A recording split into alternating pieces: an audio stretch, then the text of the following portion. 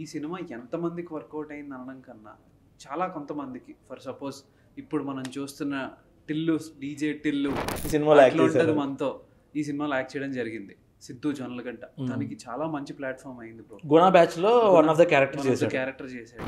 రాధా అనే క్యారెక్టర్ చేశాడు. రాకేష్ వర్రే గుర్తుపెట్టుకోవాలంటే బాహుబలిలో తల నరికేసేది ఇతన్నే. అండ్ ఒకటి రెండు సినిమాలు తన లీడ్ గా కూడా చేశాడు రీసెంట్ గా, ఎవరికి చెప్పొద్దు అనే ఒక సినిమా కూడా చేశాడు. శ్రేయా ధన్వంతరి కూడా యాక్ట్ చేసింది. రాకేష్ వర్రేకి కొంచెం ఏదో చిన్న ఫ్లాష్ బ్యాక్ ఉండే ఒక ఎపిసోడ్, వాళ్ళిద్దరు ఎక్స్ గర్ల్ ఫ్రెండ్ టైప్ లో. Shreya Dhanvantari is now one of the leading actors in Bollywood bro. Dulquer Salman తో చుప్ మూవీ అండ్ ఫ్యామిలీ మ్యాన్ లో కూడా చేశారు. చేసింది. అండ్ ఇలా చాలా మందికి ఈ సినిమా ఒక చాలా మంచి ప్లాట్ఫామ్ అయ్యింది భయ్య.